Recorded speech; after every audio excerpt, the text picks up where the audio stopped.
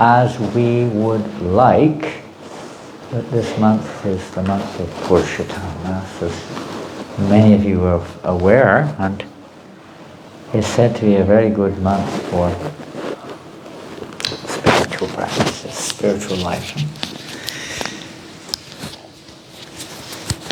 But for aspiring devotees, every month is good and every moment is good. And it's a very good month to remember. I was fascinated this morning. I was looking at Srila Prabhupada's lectures, some of them, and conversations. And I was surprised to see that Prabhupada, on this verse, I don't know, what are you seeing on the board right now? Prabhupada at the Mana. At the Mana, okay, that's nice. So yesterday we chanted, most of you were here, I think, this first verse of Siksastakam.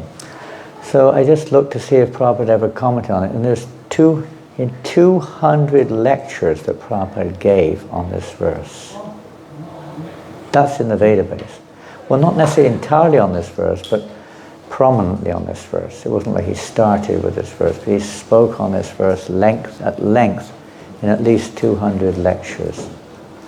Right from day one in New York, Prabhupada was emphasizing Chaito Darpana Marjanam. In many ways, we could say this verse we discussed at some length, with a limited degree of our realization and understanding. Last night we discussed some of the aspects. Where's Radhesham? I think down in the kitchen. Pardon? He's in the kitchen. Oh, he's already in the kitchen, is he? He loves service. Wonderful. So we discussed something about our, let's say, what it means to us and what we understand. But this verse spoken by Lord Chaitanya Mahaprabhu is, basically speaking, you could say, is like a foundation, isn't it, of our very movement, philosophy, and so on. Chaito Darpana Marjanam, Siksastakam prayers. And we discussed it last night. So basically, we just went through it point by point and shared our understanding and realization of the verse and the different, let's say, effects of this verse, the 7 effects of the Sankirtan movement. Huh? Some of them are obvious, like purification of the heart, removal of material desires, all the things which we're all experiencing, right? We would like to, we are, but maybe not pervasively as much as we'd like. Awakening, devotion or attraction towards Krishna, experiencing bliss, realizing the highest knowledge, and so on and so forth. Well, we did that last night, and we went through the translation. This is too much, far too high pitch. It was okay in the beginning, someone seems to have adjusted it maybe. Keep it on a low pitch, please. It's still a little bit too high. It's still a bit echoey, and it makes me to speak in a restrained way. Hare Krishna, Krishna Krishna, Hare Hare, Hare Rama. How does that sound? That's a bit better, I think. Sounds amazing. Pardon? Sounds great. Is it okay? Yeah. Good. I don't like that kind of, as soon as you speak a little louder, it goes, whoa. So we'll move on from last night, I think, and see what happens. I said last night we would go through the PowerPoint presentation, which we hardly did last night. We got caught discussing, and we'll try to go forward tonight. Let's see what happens. Om Jnana Timrandasya Jnananjana Shalakaya Chakshuran Militam Yena Tasmai Shri Gurave Namaha Shri Chaitanya Manobhistam Tapitam Yena Bhutale Swayam Rupa Kadamayam Dadati Swapadantikam. Jai Shri Krishna Chaitanya Prabhu Nityananda Shri Advaita Gadadhar Shri Vasadi Gaura Bhakta Vrinda Vanchakalpaturubhyascha Kripa Sindhubhya Evacha Patitanam Pavanebhyo Vaishnavebhyo Namo Namaha. Namo Om Vishnu Padaya Krishna Prastaya Bhutale Srimati Bhaktivedanta Swamiti Namane Namaste Sarasvate Deve Gauravani Vichaline Nirvasesha Sunyavadi Pastichardi Shatanya Namo Mahavadanyaya Krishna Prema Padayate Krishnaya Krishna Chaitanya Namne Gaura Krishe Namaha Namo Brahmanya Devaya Go Brahmanya Hitaya Jagaditaya Krishnaya Govindaya Namo Namaha Panchatatvatvatam Krishnam Bhaktarupa Sarupakam Bhaktavataram Bhaktakyam Namami Bhakti Shaktikam. Hare Krishna Krishna Krishna Hare Hare Hare Rama Rama Rama Hare Hare. Hare Krishna.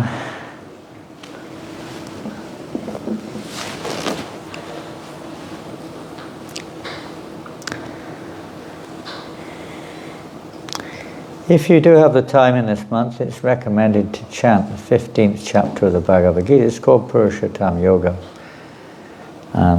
It's not something that Prabhupada emphasized, not an essential thing, but it's nice if you want to go there daily. It's a short chapter, it's only 20 verses, quite easy. We more or less went through this yesterday in our discussion. Not exactly the word for word maybe, but the stanza by stanza. So we'll go there again tonight, but in a different way. Just some introductory things here about the Siksastakam prayers. Now, I'm really sorry, I thought I did this, I didn't finish it this morning, it's not been, I just pasted it in, but I didn't complete it with the references. These statements are from Bhaktivinoda Thakur. He has compiled a book called, as we mentioned, Siksastakam, Sri Siksastakam, on the glories of these verses spoken by Lord Chaitanya Mahaprabhu.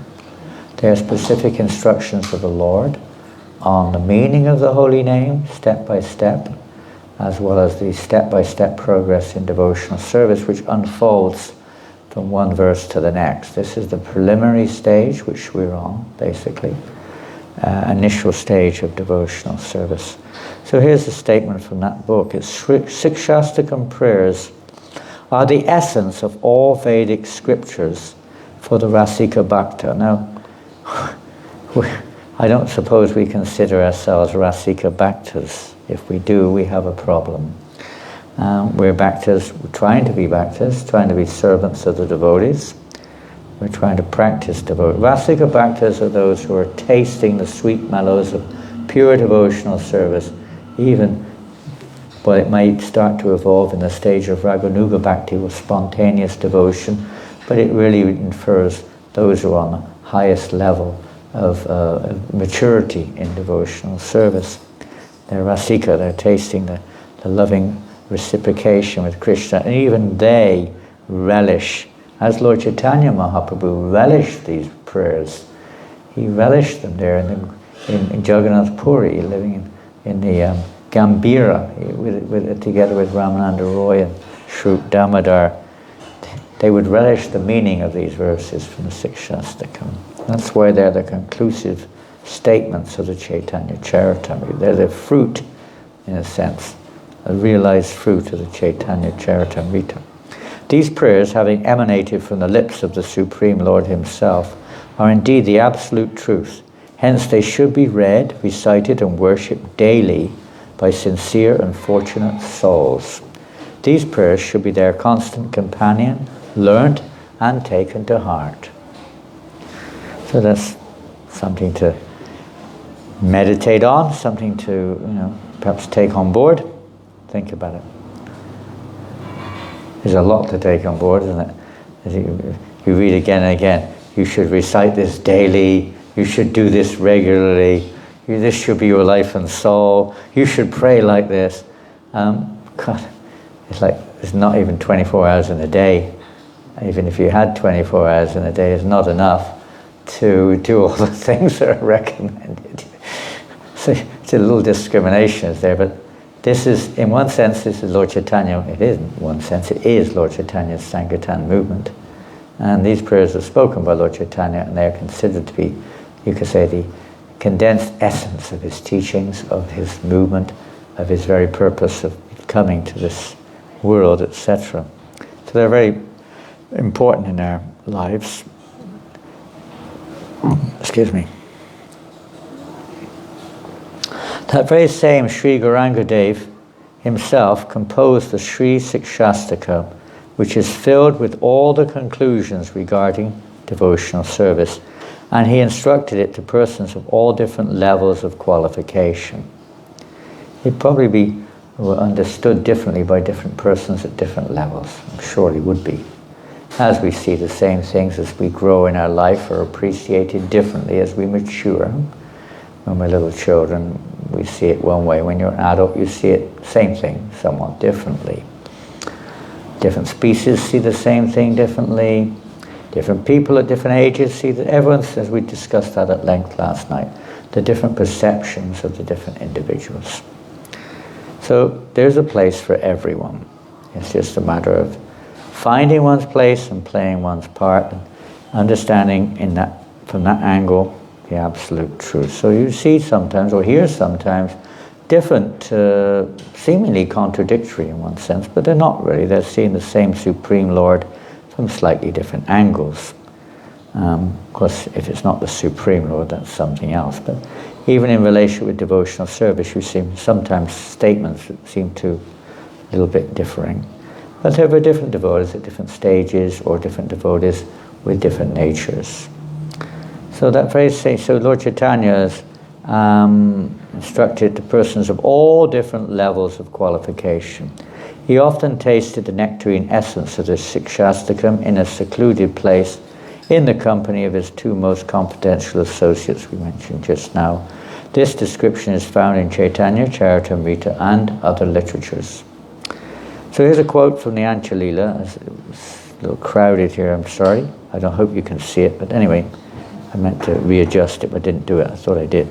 The Lord had formerly composed these 8 verses to teach people in general. Now he personally tasted the meaning of the verses, which are called the Siksastakam. So that's in the 20th chapter of the Anchalila, which is the last chapter of the Chaitanya Charitamrita. And this is the forerunner of the discussion on these various prayers. It's a benediction. If anyone wants a benediction, here's one. For those who read the Siksastakam, this is the benediction. If anyone recites or hears, this is Anchalila, or hears these 8 verses of instruction by Sri Chaitanya Mahaprabhu, his ecstatic love and devotion for Krishna increase day by day. Interested? Interested? What do you think, Rajendra? Sounds good or not? What sounds good? What sounds good? Increasing love of God daily. Daily, yes, increasing our ecstatic love of God. Sometimes it's not just a theoretical conclusion, or not even an increase in our faith, even if whether our faith is sentimental or real, but it's an experience of ecstatic love of God increasing daily.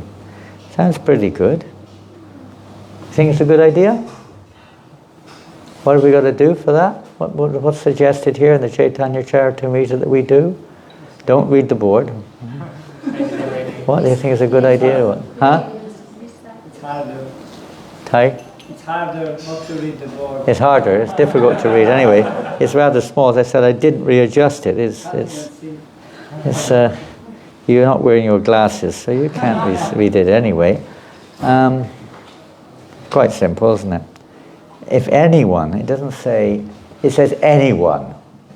Anyone. I guess we fall into that category somehow or another. We must be someone, I suppose, aren't we? Whatever we are. We must have an opportunity to be one of those anyone, recites or hears. Even it says recites or, at least that's how it's translated. Recites or hears, so there's even more of a benediction, isn't it? Well, I never heard, but at least you recited. Or you heard, you didn't. It's hard to hear and not recite. But you can recite and not hear. Recites or hears these 8 verses of instruction by Sri Chaitanya Mahaprabhu. His ecstatic love and devotion for Krishna increased day by day. Well, we might say to the degree that we're really reciting it, or we're really hearing it, but certainly something's going on there. It's you could say magic, but everything's magic, in one sense. Lord Chaitanya Mahaprabhu is very pleased. And if Lord Chaitanya is pleased, the devotees are pleased. If Lord Chaitanya is pleased, then certainly he's going to shower his mercy on us. Those surrendered souls who read the Sri Siksastakam prayers, which are the nectarian words flowing from the mouth of the Supreme Lord. Gauranga, with devotion. Okay, a little bit of a qualification. Oh boy, I thought I could get away with it, Now we're going to make an effort, Oh no, devotion. Well, I chanted some rounds last year, and I didn't eat meat for, not today anyway, and I watched them. Well, I'm a vegetarian. I'm almost entirely, only 1 hour a day, and that's 96% vegetarian, isn't it? I only eat meat once at 1 hour. No, you don't eat meat, but give you the idea, that's all. The television, I don't really watch it, but it's on, but we're trying. We hope that we're trying more than that. With devotion, we'll certainly be attracted to the honey. Oh yes, I like honey. Attracted to the honey. Oh, from Lord Chaitanya's lotus feet. Ooh. The honey. Sweeter than honey, and like intoxicated bees, plunge. Pretty wordy. Plunge into the the lily-filled, a bit of a tongue twister, the lily-filled lake of Krishna Prema. Ooh, that sounds ecstatic, doesn't it? Ecstatic. Attracted to the honey from Lord Chaitanya's lotus feet, and like intoxicated bees, plunge into the lily-filled lake of Krishna Prema. And here we are, groveling with the world news and health issues and individual issues and all kinds of issues, you name it. And this is what we're really supposed to be doing, I believe. But let's see, we'll move on. Jai Sri Siksastakam ki Jai. Bhaktivinoda says, all 8 shlokas of Sri Siksastakam unequivocally, means absolutely without any doubt, so to speak. What's asseverate? This is a word I've never heard anyone in my life use. Asseverate. I mean, I kind of know what it means, but it's not a word that is used. Have you ever heard anyone use this word, asseverate? Some of you are scholars. Bhakti, you're a scholar. Never heard of it, huh? Look up the exact meaning you've got your mobiles here. Pardon? It says declare or state solemnly or emphatically. Isn't it a perfect word? The word we never heard, The Bhaktivinoda Thakur, Bhakti Siddhanta Maharaj, they would choose all these words which were perfect for describing what you're trying to say. Declare emphatically, or Solemnly or emphatically? Solemnly or emphatically. So very seriously, but emphatically at the same time. There's no question of doubt. Unequivocally asseverate, establish the three principles. And this is another angle that we understand throughout the whole Vedas. These three aspects are you can say, the basic, including all the Vaishnava scriptures, the Puranas, etc., etc. It could be divided into these three aspects: Sambandha, Abhideya, and Prayojana. For the sake of those who don't know, some of you can tell us what they mean. What is Sambandha? Sambandha. Pardon? Relationship. Yeah, it could be simply said relationship. Well, when we use the word relationship, it doesn't necessarily give the full picture in a sense of relationship in this sense. Go a little further. Coming together. Coming together, okay, yeah. Binding, connecting. Anything else? No. Anything else on Sambandha? Pardon? Excuse me? Attached. Yeah, same, different ways of looking at the same principle of joining together, coming together, relationship, establishing, beginning, making a start, a foundation. You could look at it in so many different ways.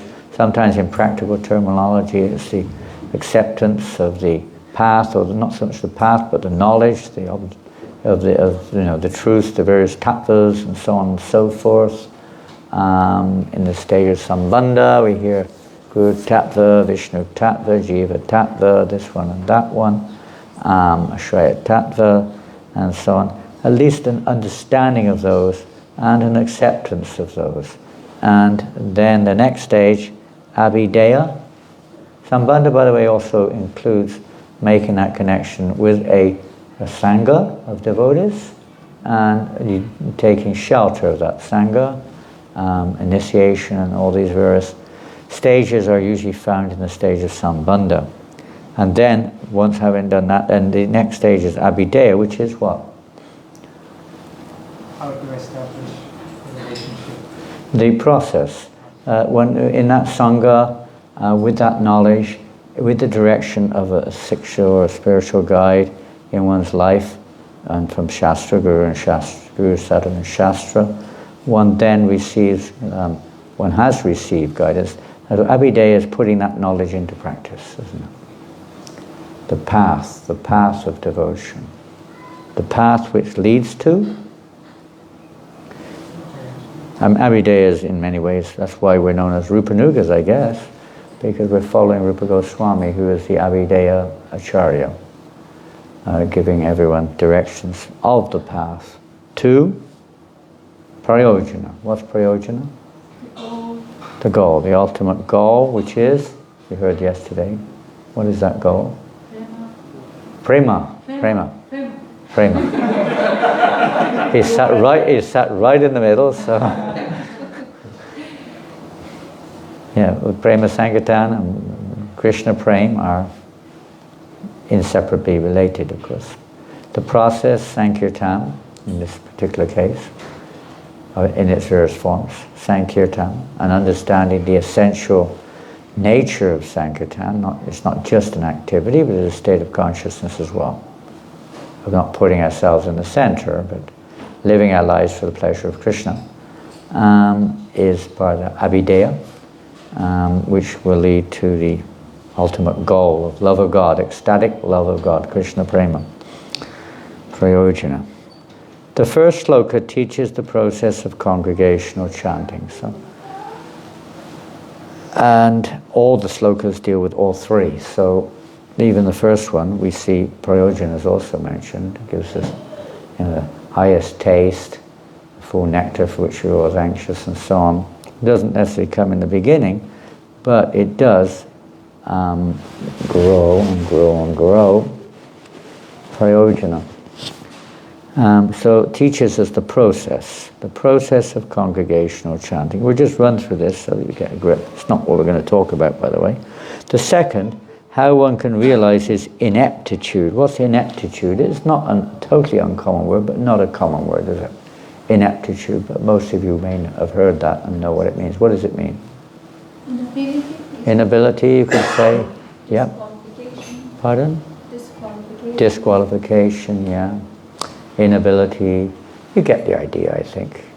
You know, there's shortcomings, a lack of qualification, all along those lines.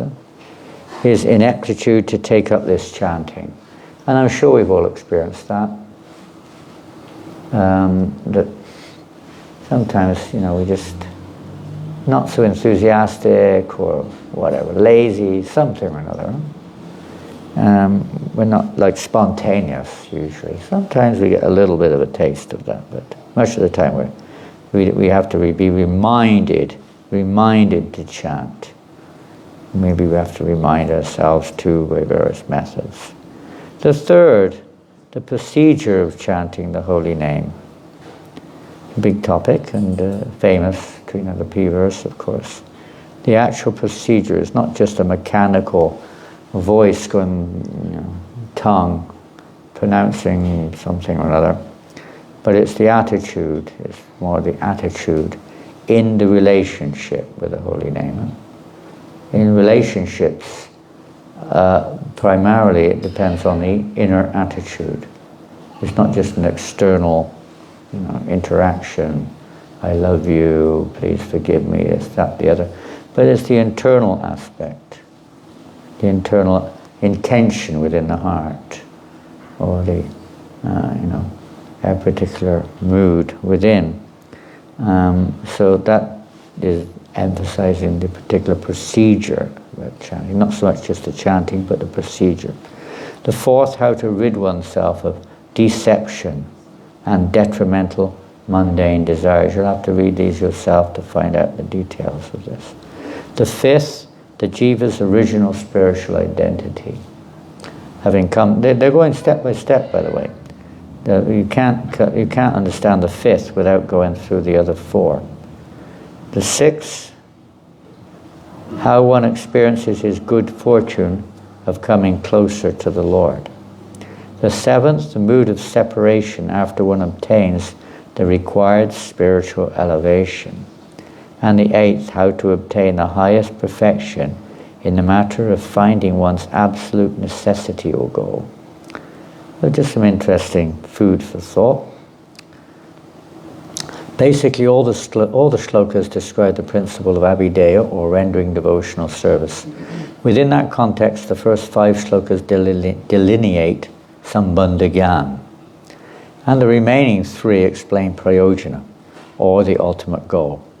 The first 5 shlokas describe sadhana bhakti, and the next 2 bhava bhakti. The 6th to the 8th shlokas, and especially the 7th and 8th, deal with prema bhakti. So there's overlapping, but you can see it's gradually coming to the final stage of prema bhakti. Now let's look at a different translation. When we say a different translation, it's actually Prabhupada's translation we're looking at here. This is directly from the Chaitanya Charitamrita. It's the same meaning, but it's worded quite differently. Let there be all victory for the chanting of the holy name of Lord Krishna. And it's interesting because you'll see in some ways this helps us to understand it a little bit more clearly. Let there be all victory. It's like when we say in the Guru Vandana prayers. What's the last verse of the Guru Vandana prayers? Guru Vandana. Guru Vandana. Evejas kushat tribhuvan. So some say your fame is spread all over the 3 worlds. The actual translation is let your fame be spread all over the 3 worlds. It's different but not different, you could say, but it's different. Let your fame be spread all over the 3 worlds, isn't it? May it be spread all over the 3 worlds. If you look at Trikala Gyat, past, present and future, yes, it's already spread. But it's, you know, in one sense it's not. We have to spread that all over the 3 worlds. So here we see what happened there. The verse disappeared off the screen. Here it is. Let there be all victory for the chanting. Let there be, it's an appeal. Let that, the holy name be all victorious. Let there be all victory. What does that mean? Let there be all victory. No impediments. No impediments, yeah. Yeah. Anything else? Let it conquer. Conquer over everything else, yeah. Conquer over all of, let's say, individually, conquer over all of our other, whatever is going on inside of us. Huh? Let it dominate. Let it be, just overwhelm, it said, absorbed completely, nothing else. It conquers over everything else, all other desires, all other ambitions, everything. Let there be all victory, and not just individually, but you could say universally also. Victory for the chanting of the holy name of Lord Krishna. Right? Conquer over. Victory is conquering over, basically.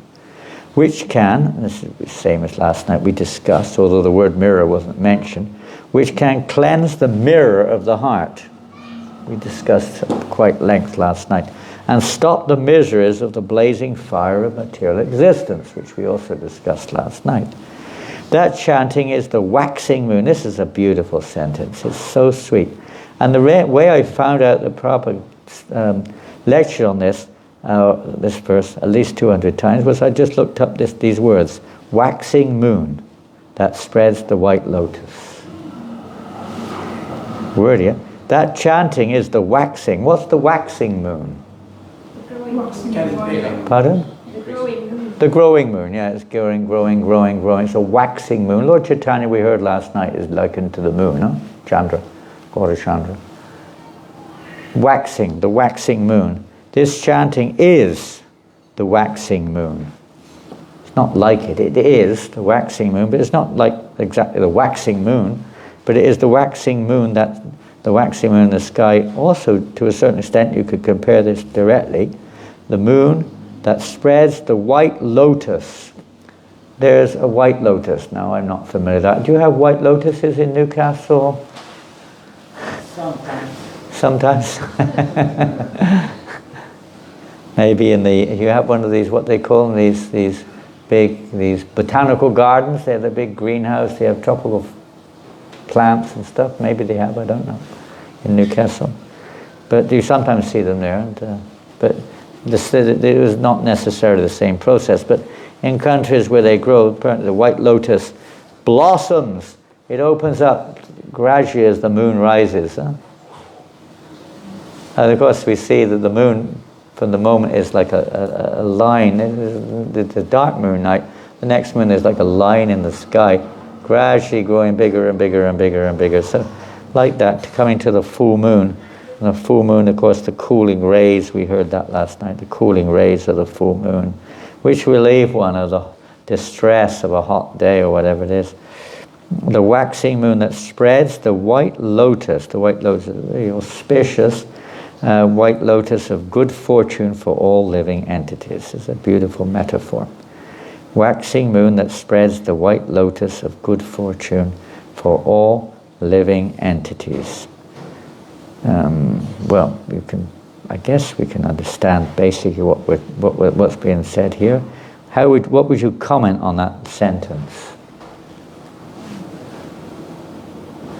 I'm going to have to take off some cloth here. It's getting quite warm in here. I'm not suggesting you open a window. It's just I was prepared for outside. It was a little cool. Anything? Any comments on this sentence, or is it kind of a metaphor is self-explanatory, or is there anything else to add? It's like revealing knowledge, is it? Pardon? Revealing, okay. It's something as the moon rises, everything becomes revealed in the sky, whatever it is. Maybe not everything's revealed in the sky, but everything becomes revealed in the sky of your heart. Okay. Anything else? Enlightened is related to revealed, I suppose. Revealed, in the spiritual sense, they're the same, really. Enlightened in terms of realization. And all good fortune will come about from the chanting. All good fortune. What is all good fortune? You become a millionaire. You'll be established as the President of the United States. What other good fortunes could be there? You become re-established in your eternal loving relationship. Okay, that's something a devotee would hopefully aspire for. One of our, say, stage goals. Re-established in one's, realized and re-established in one's relationship with Krishna. You could go on and on with all the wonderful effects of chanting, that good fortune of the living entity. For all living entities, their devotional services are woken, and all the effects of the Siksastakam, really, isn't it? And that's the good fortune. Anything else? It's a gradual process, I get from that. We should realize But that. if we stay within the moonlight, just like the lotus gradually opens. Yeah. And so we should have that kind of faith Yeah. and trust Yeah. that the process works if we... Nityasiddha Krishna Prem Sajakavanai Shudachite Karyudaya. So that Shravanadi Shudachite Karyudaya. That practice, patient practice, Shravanadi of hearing and chanting, then the heart becomes cleansed, and love of God awakens within the heart. We have to stay in that, in those moonshine, in the moon rays, and as it gradually, the heart opens up. The white lotus, in one sense, we could say, is the heart. The heart is opening up, and love of God is inside, so naturally it manifests. The chanting of the holy name, no, we missed it. This is next line is interesting. It is the life and soul of all education. A little different to last night, huh? What did we hear last night? Life of all transcendental knowledge. The life of all transcendental knowledge.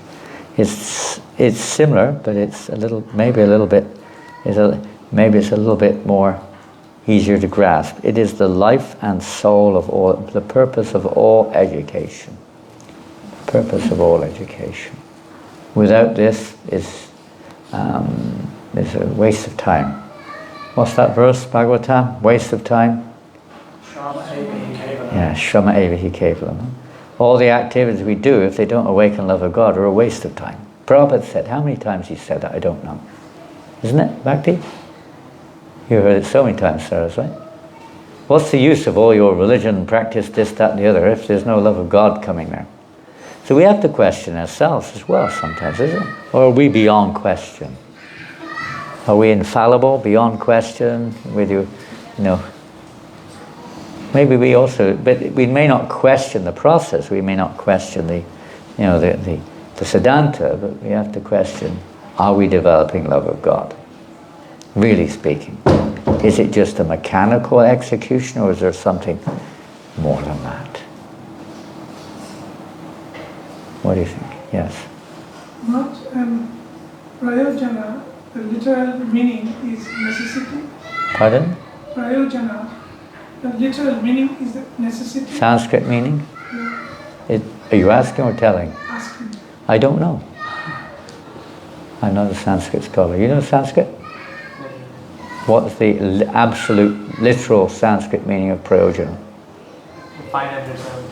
Pardon? And reserve. Is that real? Are you really telling us the actual meaning of prayojana, or are you just postulating a meaning? If you have a Sanskrit dictionary, you can look it up. There's one right outside of everyone's going to get the dictionary, are they? It's a heavy dictionary, this one. We might need 25 devotees to get the dictionary here. And still we won't. Here it comes. Here comes whose dictionary is this? What's it called? A Sanskrit dictionary. Oh, it's the Monier Williams one. Now this is Prabhupada quotes this sometimes. It is the Monier. Okay. We accept this as bona fide. It's not the Prem Sanskrit dictionary. Is it possible to find out or not?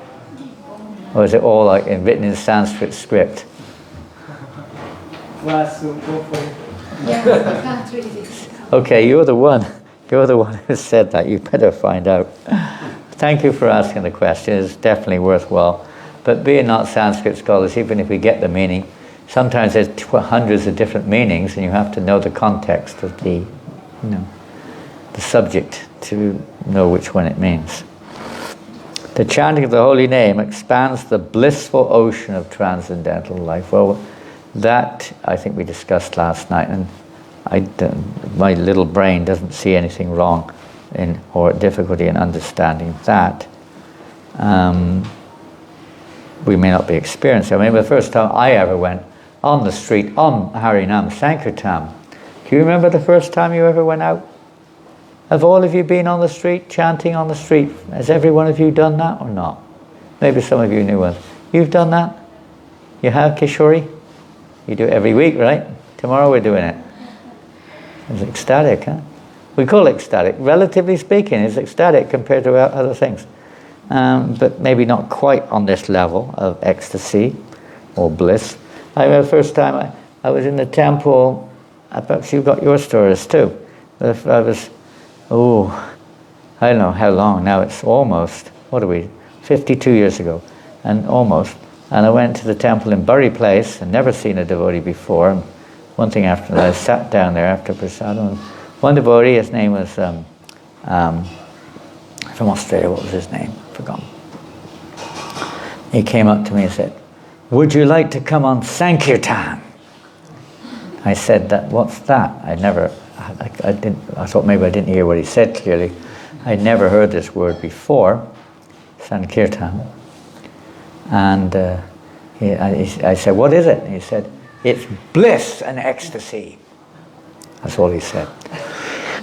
And I didn't have a chance to even reply, because it was like everyone just kind of got up and you were like carried out the door on Sankirtan. And we're on Oxford Street, going down Oxford Street, and I won't say any more. But anyway, that was my first understanding of the meaning of Sankirtan. Have you found the meaning of Prayojana, please? Yeah. Is it in English or what? Yeah, it's in English. Okay. It says occasion, object, cause, motive, opportunity, purpose, design, aim, end. Those are the standard meanings. Yeah. So, end. The last word was end? Yeah, end. End, okay. So I guess it's end. The end of everything. When you get there, it's all over. There's nothing left. It's empty. Using Prabhupada's translation instead, I think necessity and goal. Where's that translation? Do you know? I think the last slide. Oh, we've got the translation. Let me go back a few lines. What are you seeing on the board? Translation. I think it was last slide. Where? Last line? I don't see that there. Where's that? I can't see it. Last line. Last line enables one to taste the full nectar at every step. Last slide. Oh, last slide. I said last line. You mean this one or another one? No. Yes. Let's go back to the word for word translation and see. There it is. Is it? No, it's not on there, though, is it? That's not Prayojana. It doesn't come up. Where would it be? In one slide I saw. Did you? Necessity. Oh, you saw something which I never saw. Oh, I missed. Yeah, there it is. The 8th, how to obtain the highest goal, highest perfection in the matter of finding one's absolute necessity or goal. Well, it's a little different. So is it because it's not an option? Well, it's the highest, it's the absolute necessity. We have relative necessities, but this is, the absolute necessity is love of God, and it's the ultimate goal is love of God. It's, it's interrelated, but, and you could say it's the same thing, but it's obtain the highest goal in the matter, one's finding one's absolute necessity or goal. So yeah, I mean, ultimately it is our absolute necessity to love God. Nothing else will satisfy the soul. Nothing. It's our highest goal. Thank you for bringing that up. Now we'll move back to where we were, wherever that was. Where were we? Did we? Well, oh, here we are. And it gives a cooling effect, which we heard last night, to everyone and enables one to taste full nectar at every step. Full nectar at every step doesn't mean that the first step you're getting all, that's all there is.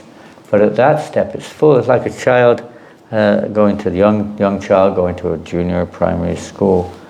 At that stage, you could say he's in full knowledge, but his knowledge is according to this particular level of growth or maturity, isn't it? He can't contain higher knowledge at that stage, so he's full.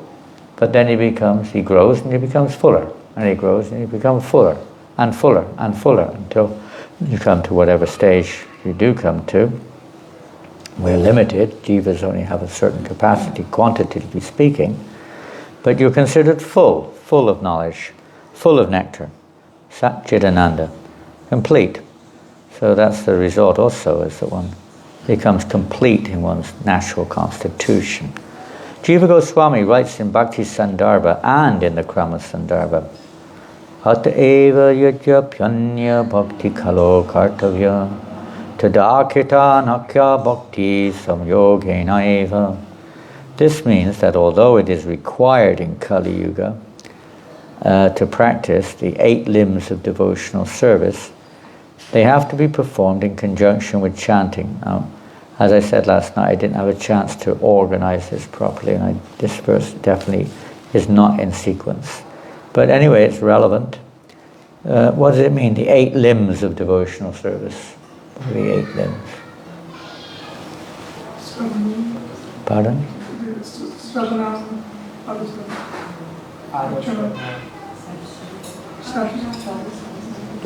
I thought there were 9. Yeah, but the chanting is the 9 and the others are. Ah, well done. I think that's what it means. I think you've got it. That there are 9, but the chanting, the other 8, maybe, I don't know whether the word other should be there or not, but it seems to infer that in Kali Yuga, the other 8 limbs of practicing devotional service, they have to be performed in conjunction with chanting, not separate. Does it make sense? Okay. That's from Jiva Goswami. In other words, following in the same vein that Lord Chaitanya Mahaprabhu, again, on several occasions emphasized that of all the limbs of devotional service, the chanting of Hare Krishna is the most important. All other limbs of devotion should be in conjunction with chanting, not separate from. Not by making exceptions. There may be exceptions, but this is the instruction of Lord Chaitanya Mahaprabhu. It's the words of Jiva Goswami herein, that they must be performed in conjunction with chanting. And that deity worship is performed accompanied by chanting of the holy names. Worship of the lotus feet. Any worship, any service, ultimately, I mean, you could go on this topic, and different angles could be seen, but primarily they should all lead to the awakening of chanting the holy names. Next one. So this is a breakdown word for word, I think, or section by section. We kind of discussed this, but this just puts a little bit more shastric clarification on it. Chitta Darpana Marjanam, cleansing the mirror of the heart. If you weren't here last night, the heart was likened to a mirror, is what we're seeing when we say the mind. Let's say the mind, make it easy. The mind, we're seeing the mind. We think I'm the mind sometimes, but actually we're seeing the mind, isn't it? We're identifying with that mind. That mind is, let's say, a picture which has been developed over many years, different experiences we've had in previous lifetimes as well as in this, which formulate the picture which we see on the plane of the mind. And to the degree we identify with that mind, we'll be experiencing different reactions, and we'll be different feelings, different identities, different whatever, controlled by the picture of our mind, basically, which is not us, but it's such a strong, powerful, say, energy. And practically in the Bhagavatam it says it seems to be a power unto itself. And we're carried away by the mind. Most of our life we're just driven by the mind. We're helpless.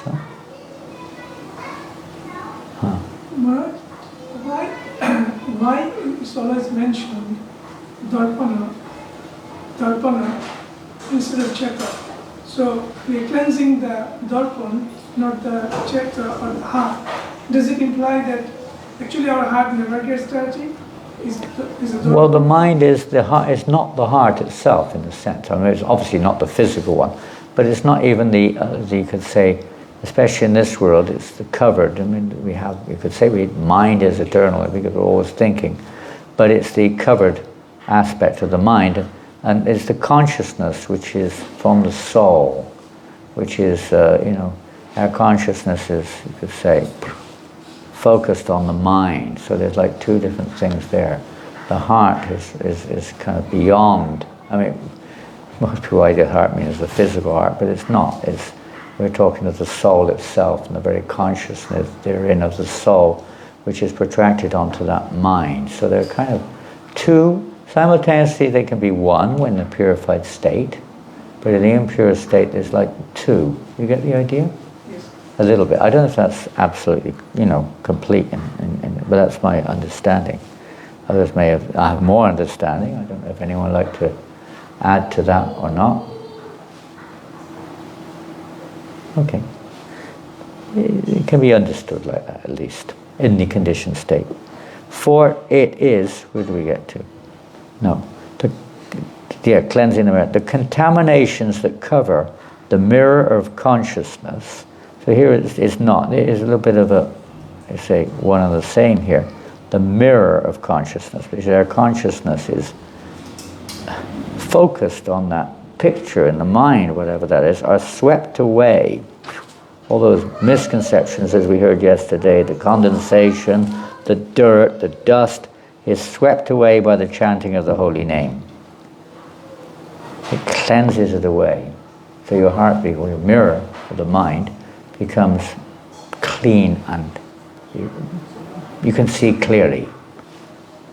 It's still you could say it's still a reflection, but that's how we move by the Bhagavad Gita. The state of the mind at the time of death carries us to another form, another body.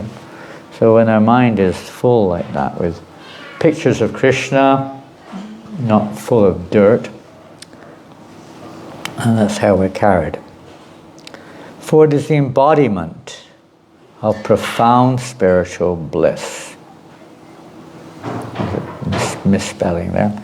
Embodiment of profound spiritual bliss. For example, Srila Rupa Goswami writes in his Namastakam, these are beautiful prayers. Some of you have read these prayers or have them. 8 prayers of Rupa Goswami glorifying the holy name. So here's one of them.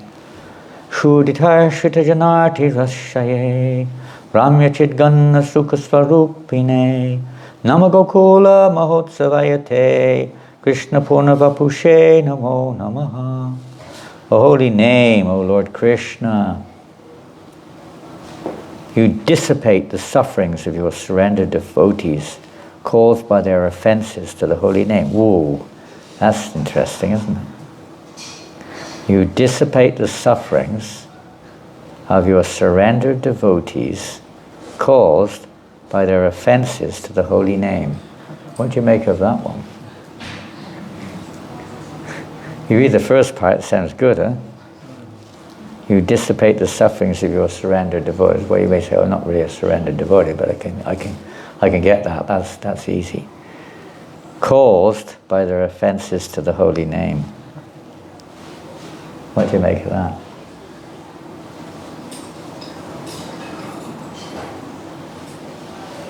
Nothing. Absolutely nothing. Just the chanting destroys everything. Pardon? That the remedy for anything. Yeah. This has to continuously. Yeah, it's the all-pervasive medicine. It can cure you of toothache, it can cure you of arthritis, it can cure you of everything you can think of. Huh? Yeah, we know what you mean. It's true. But in the light of this exact sentence, is there anything more that we can Is it not implied that the offense is going to happen? He's not saying if, whereas often he's saying the offenses. It says, caused by their offenses to the holy name, that the sufferings are... Okay, you can break the sentence down. We're going to be a bit tricky here, aren't we? The sufferings caused by their offenses to the holy name. So you're taking the pretext that the offenses would be there, or are there. Wait, are you telling me you're offensive? I mean, you say I'm offensive when I chant? Speak for yourself, boy. Does it speak about compassionate nature to the Lord? Because He knows that in the beginning we will make offenses. It's so natural. His name is so compassionate that it will wipe away. What a lovely answer, I must say. Well, that's very sweet, isn't it? The Lord is so, He knows who in this world is not offensive. Me. Everyone else is offensive. It's only me who's not offensive, right? Sometimes we may, I don't think we're that bad, but I mean, sometimes a little bit of that comes up. We think we are know-alls and we got it all. What do you think, Bhakti? You're a wise man in the back seat there. It's just reminding me, today I was walking along the riverbank.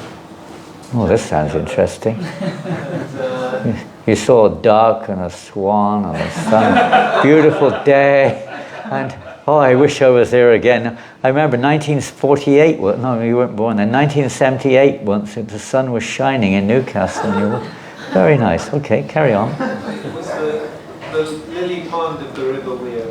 Wow. And you know, the flowers were smelling and everything, but because of that there's lots of flies around. Lots of flies were around. And especially these tiny little fellas.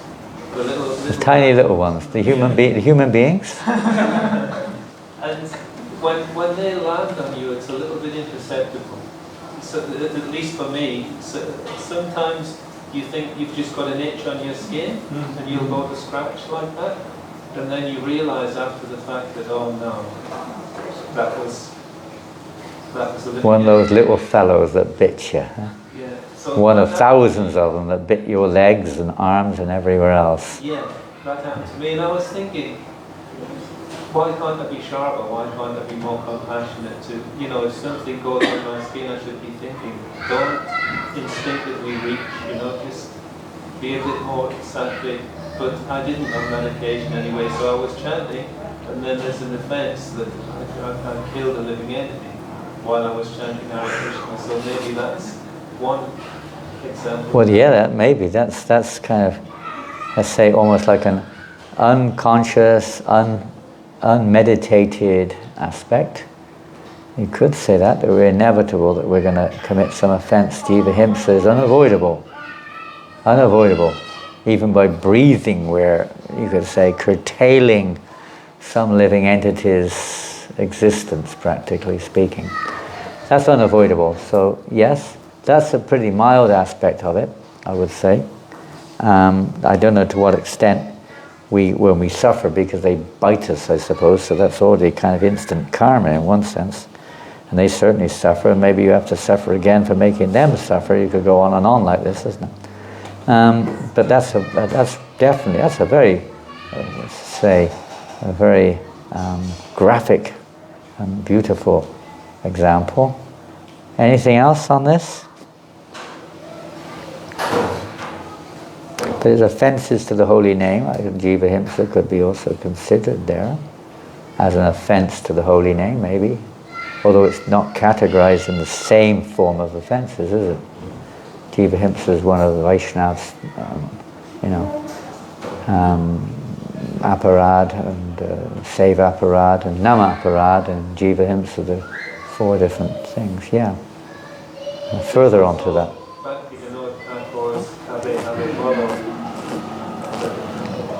He's praying that when will his offences cease and taste the name increase. When will your mercy, my heart will shine. Yes, he's praying like that, and we should pray like that when we'll come to that platform. So, but it's understood that every living entity in this universe is offensive, not just because we step on an ant or, scratch and hurt some little bug that's trying to get his breakfast. Imagine this was some entity come along, you're just taking your breakfast. Suddenly you go, boom, you're like squelched, yogurt bowl and everything squashed to a mush, You probably won't be very inspired by that. So yeah, maybe like that, but more than that, I mean, who is attentive? Who is not? Who is freed of material desire entirely? You are. Or am I probably? You're free of material desire? I always knew. I knew it. No, I was thinking about this. So it is saying like the sufferings of your surrendered devotees. So there is that qualifications there. And dissipates only the sufferings of your surrendered. As they surrender unto me, I reward them accordingly. So everyone to some degree is surrendered. Now we may not be surrendered to Krishna personally, but to some degree. But let's take the devotee who must be to some degree surrendered. You wouldn't be here tonight if you weren't surrendered to some degree, I guess. Is it? Maybe your mum and dad forced you to come, I don't know. Maybe we forced you to come, I'm not sure. But generally speaking, we make a choice. It's a degree of surrender, isn't it? You could be in the pub right now, do you realize that? They're open, it's the peak of the evening practically. There's probably some event going on tonight, maybe on the television or something really interesting going on, but you came here, you surrendered anyway. Hey God, I got something biting me down there, I better get rid of that quick. What shall I do? Tolerate? Itching, I think probably came off the garland, I wouldn't be surprised. Who gave me this garland? It's their fault, I'll have to get on their case. It goes on and blame somebody. Yeah, there's probably something else going on right now that you could have done. You could be sleeping, by the way. I'm sure that would have been probably one of your choices. Playing, sleeping. What else could you be doing right now? Huh? Don't listen to anything he says, please. What else? Pardon? Okay, that's a bit spiritual. Have you got anything realistic to say here? He's too spiritual. Anything else? Going on a walk. Huh? Going for a walk, yeah. You could have gone to the beach. Look at the nice evening. Is that the sunlight out there? I can't tell. You could be walking along Whitley Bay, enjoying the beach and the seagulls or whatever. But you've come here, so there's some degree of surrender. But are we pure? Are we completely pure? Probably not. Maybe you got material desires. You brought some material desires with us. Or we brought some misconceptions about ourselves with us. Some kind of subtler nartas. Subtler nartas. So many things. So the Krishna sees all that. The word of compassion was mentioned earlier by Shamadasi. And the Lord's compassion. As they surrender unto me, I reward them accordingly. So step by step by step, as they surrender, you could say, the holy name dissipates not just the suffering. If you read in Nectar of Devotion, in the first section, what's the characteristic of pure devotional service? Burns away all the sins. Pardon? Burns away all the sins. What do you say? It burns all the sins. I can hear what the kids are saying, but I can't hear what you're saying. Burns away all the sins. Blows away? Burns away. Kleshagni, huh? It burns them all away. Okay, that's one. What else? Beginning of all auspicious. Okay, let's take that one. Shubhla, huh? Beginning of all auspiciousness, awakening of happiness. What does it mean in practical terms, in the stage we may be at? It's actually something like that. Awakens the happiness or something. What does it mean? It removes, yeah. You might have struggled for many years to give up some bad habits. And only when you start to practice devotional service does it actually become possible for you. Still a struggle, isn't it? It's not easy. I mean, you can carry, at least subtly, you can carry them for a long, long time. But at least you're not acting on it. But the essential, that combine these kleshagni shubhadad together, it's the removal of the cause, not so much the effect. We tend to look at the effects more than the causes in many cases. Huh? What I'm experiencing, not the reality of what's behind it, but it removes the cause. It removes the cause of distress. What causes distress? Ignorance. Yeah. Well, in the case of a devotee, we just heard it's the offences against the holy name, isn't it? It removes the cause of those offences. It's not just putting up a barrier so the offences, can't get past, but it's removing the very cause itself. Quite deep, huh? It's Again, another topic in of itself. But it removes the cause itself. Most people are just thinking of the effect, what we can experience now. And we don't often go to the cause. We often are afraid to go to the cause or deny the cause. It can be quite, I say, humiliating sometimes. It's hard in our society, I think.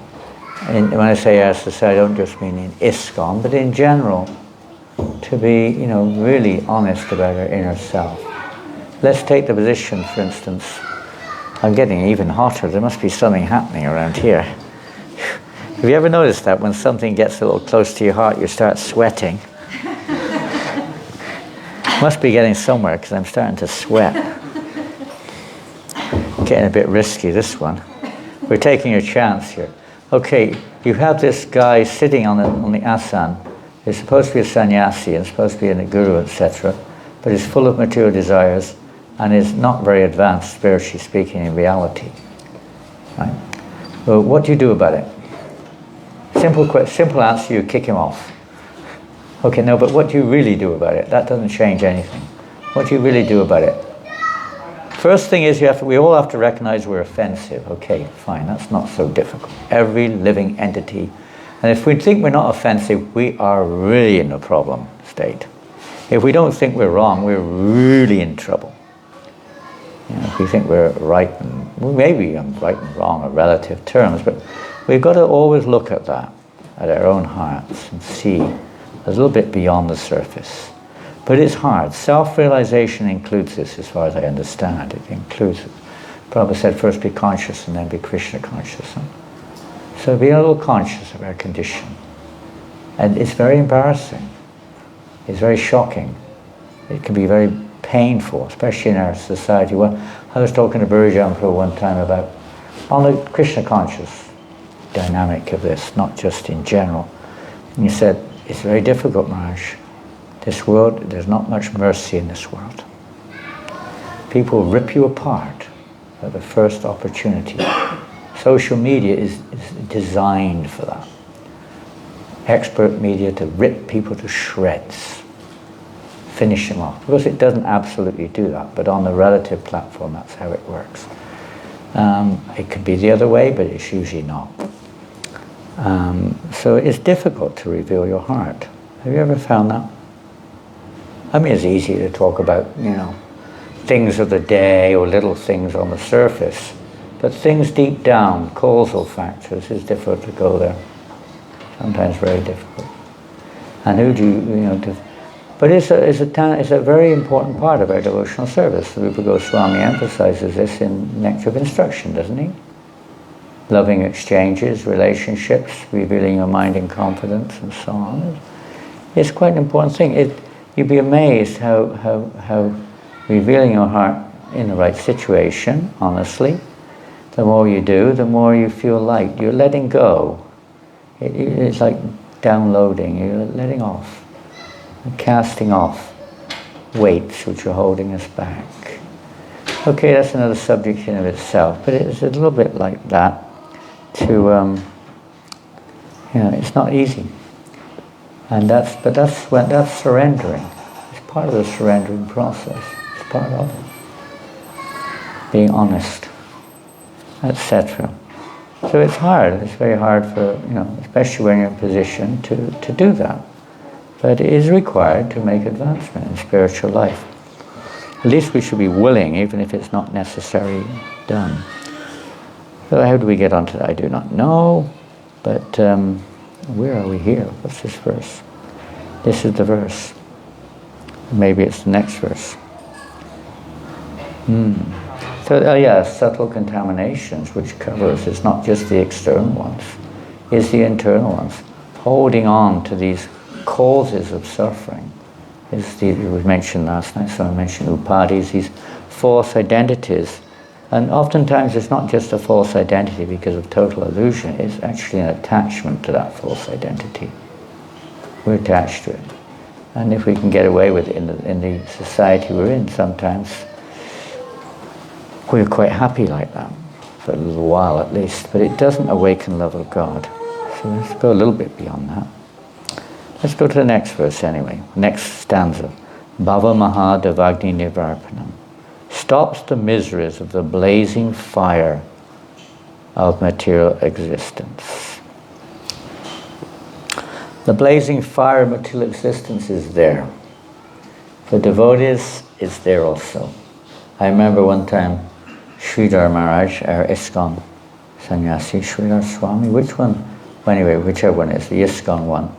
And he, at his last days, he may have been 20 years ago almost, he passed away, I don't know exactly when, but almost 20. And he had so many physical ailments. You know, he had, from a youth, he had hepatitis, serious hepatitis. And he was always nagging in the background, and he wasn't one for really spending his life dealing with it. But eventually he got cancer of this and cancer of that. And basically all kinds of causes of misery and pain. I wonder what he asked him. You must be suffering. So it must be so painful, Maharaj. You know, what you're going through. Maharaj said, yes, it's very painful, but you don't have to suffer. He was sort of trying to see from another angle, you know, not identifying with that situation. It's not easy. Of course it's not easy, but he was giving that example anyway. You don't have to suffer from it. It's not me, it's not you, it's, yes. Yeah, I think just before he passed away, I remember that he said, he was joking because his stomach was swollen, like, you know. Like a balloon. Yeah, so he was saying, oh, look, I'm pregnant. I'm like laughing to other devotees. And then he said that suffering is, pain is inevitable, but suffering is optional. So pain is? Inevitable. Inevitable, yeah. Suffering is optional. Nice. So he kind of indicated that there is pain, but if we suffer, there is a choice there. Yeah. And that applies on different levels, physical, subtle, and so on. The mind. Yes, very nice example. Stops the miseries. In this case, misery. I mean, the blazing fire goes on, but you don't have to burn in that blazing fire. You don't have to burn in it. Look at Prahlad Maharaj. I mean, in one sense, he was literally put into the blazing fire. Literally. But because he was identifying with Krishna, he wasn't identifying with, you know, if we would probably be, you know, if I ever get out of here, I'm going to get my own back on that guy, you know. I'm going to really kill him if I ever get out of this, you know. Your mind may work like that, you know. But no, a pure devotee is just taking shelter. Tenu kampam susumikshama. He's taking shelter of Krishna. And considers whatever suffering is going on is what I'm destined to get, for whatever reason. He takes shelter of the Lord. So in that way you become an eligible candidate to go back to Godhead.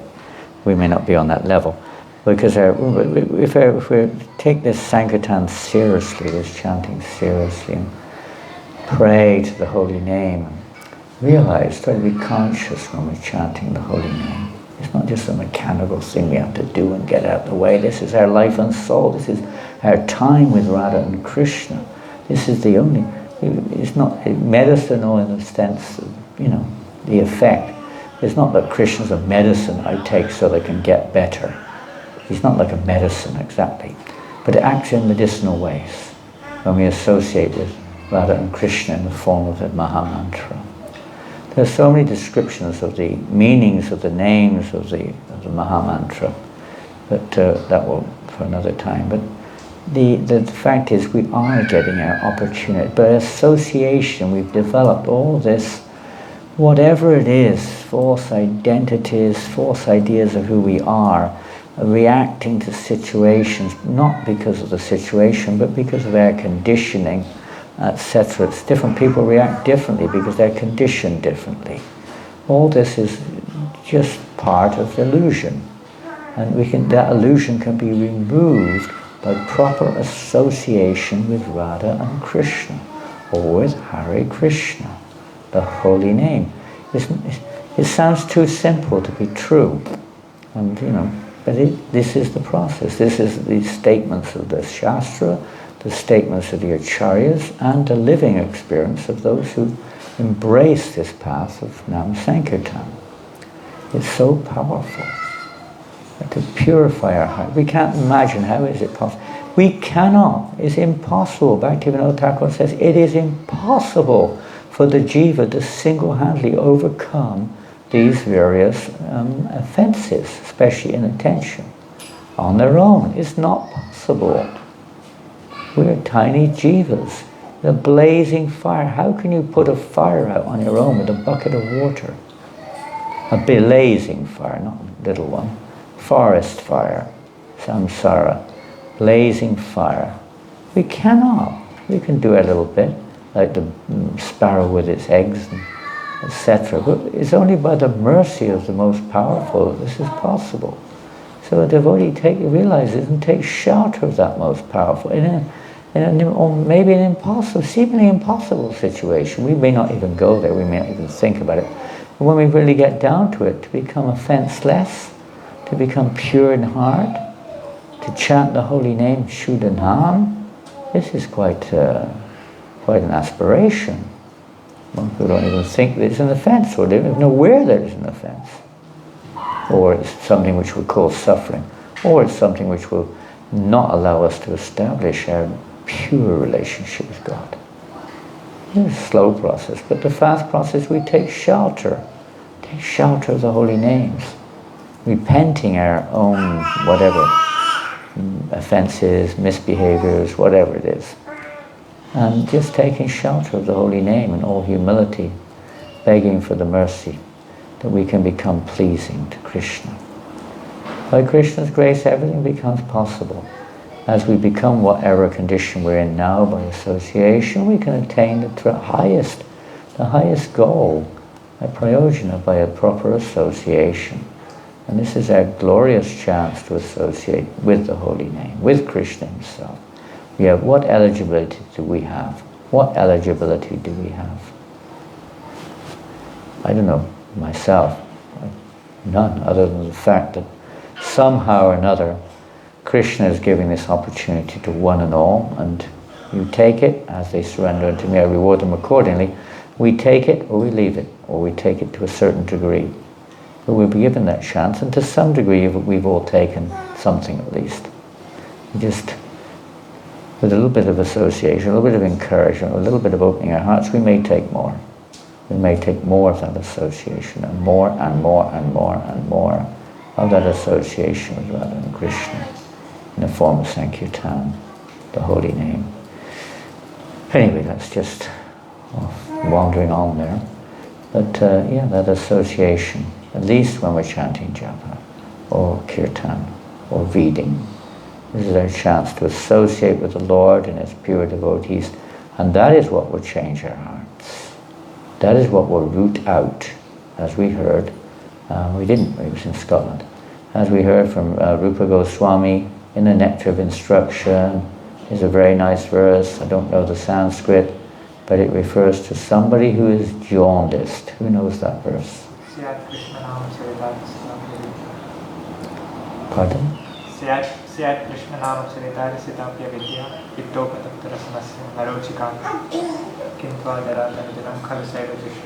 Wow.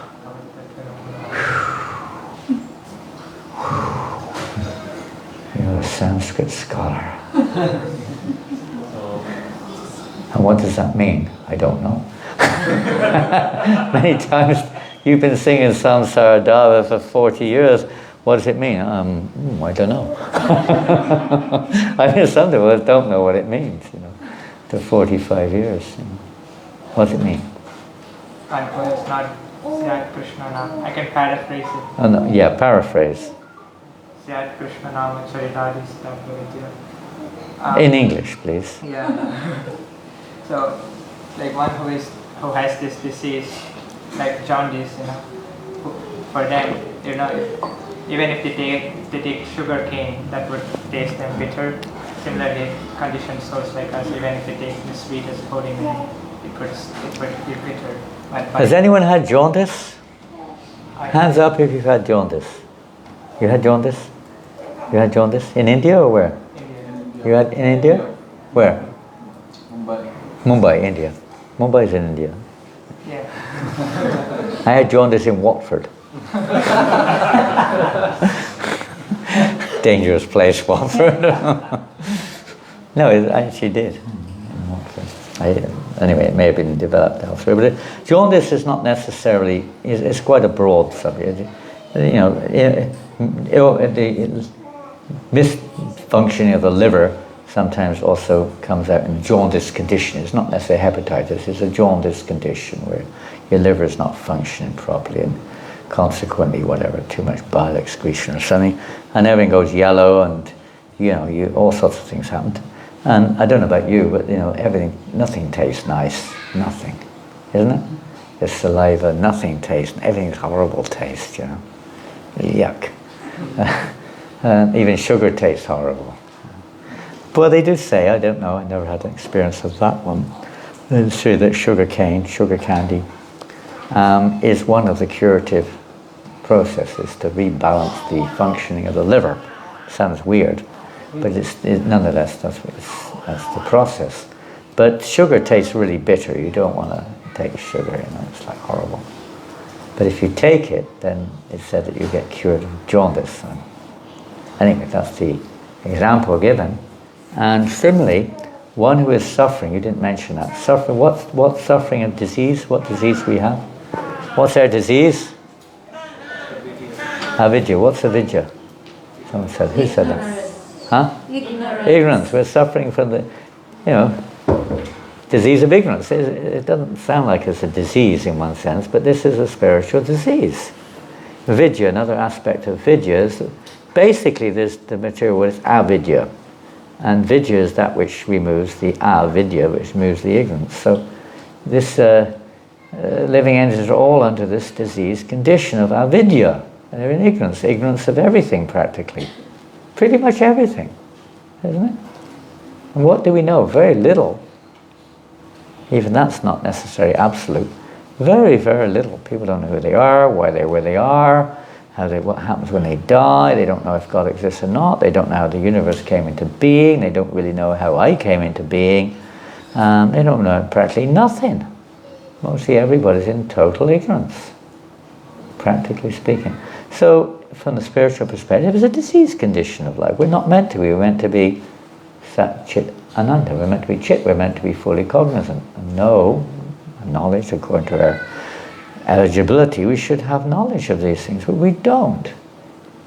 And we're in ignorance, so it's a disease condition. So how is that disease condition removed? According to Rupa Goswami, what's the procedure? What's the procedure? Chanting regularly. Kint vada rada nudinam. What does that mean? Like chanting every day. Chanting regularly and carefully. Not just regularly, but carefully also. Carefully hearing and chanting. Not easy, is it? Not easy. We're so easily distracted. What do you think, Bhujendra? Is it easy to get distracted? Really? Easy to get distracted in this world, isn't it? What do you think, Vrinda? Is it easy to get distracted? Isn't it easier? It's hard not to, isn't it? Isn't it? I mean, if only we could just somehow or another help each other to really go where we should go. And not just live on the outside, on the surface, but take that life which will help us to really, really do some real good for ourselves and for others. Go inside. Allow the holy name to enter in and purify our consciousness. It's possible by the mercy of the Lord. Well, its time is, it's still another few minutes, okay. Sorry I was a bit late, I was a little bit tied upstairs there, trying to wake up. Here's another nice verse. I don't know where this is from. Doesn't say. Anyway, whatever. It's a Shastric verse. Natak param karma nibandha kirtanam mamokshatam tirtha padanu kirtanat nayat punak karma su sajjate mano vajastamo bhyang kailam tato nyata Therefore, one who desires freedom. How many of you want freedom from material bondage? Anybody? No? You don't want freedom? Freedom from material bondage? You don't know this time of your life. Doesn't mean something. You don't think about it. Prema Sanktan, you want freedom from material bondage or not? Not sure. Not sure, okay. Oh, don't worry, Krishna will reciprocate with you. He knows, he wants you to be free. Vrinda, you want freedom from material bondage? Yeah. What are you going to do about it? Come on, tell us. Chant. How are you going to chant?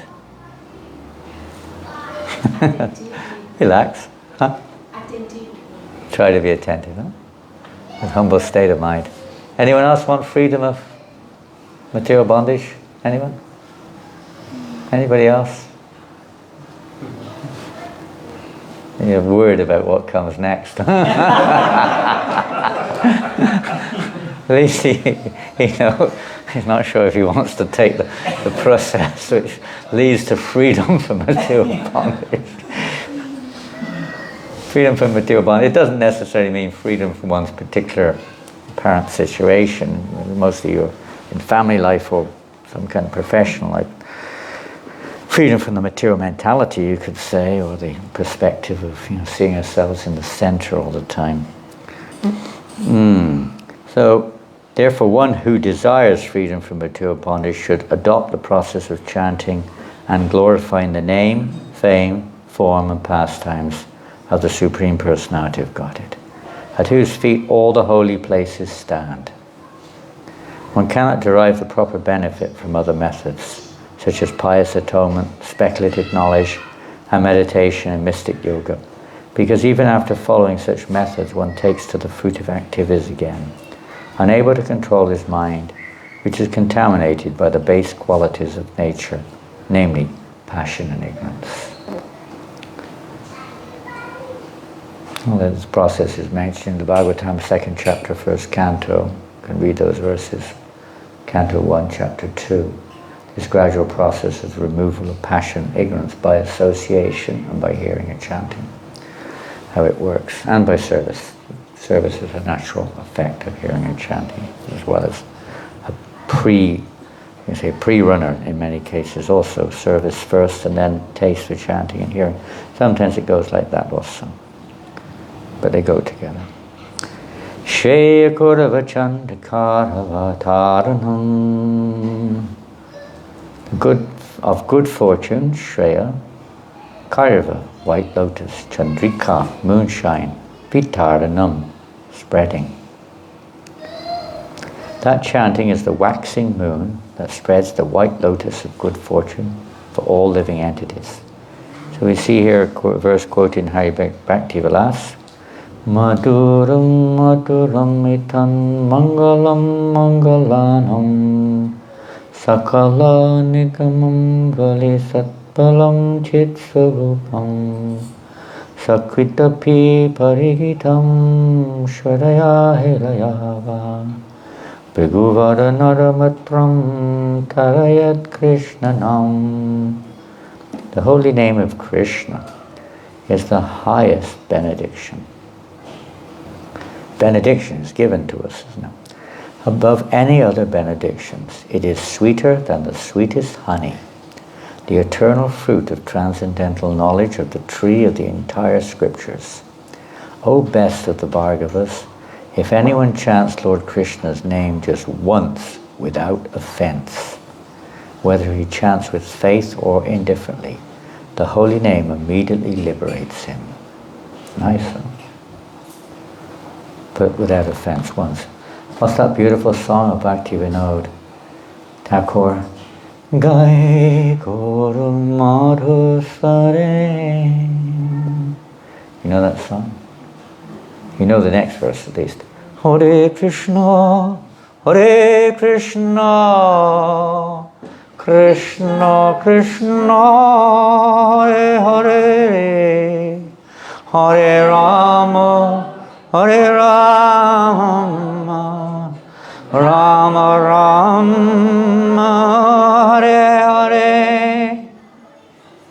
Jivan no hoilo shesh Namba jile rishikesh Jivan no hoilo shesh Namba jile rishikesh Bhakati vinoda padesh Ek banam rase matore Bhakati vinoda padesh Ek banam rase matore. That's the last verse, isn't it?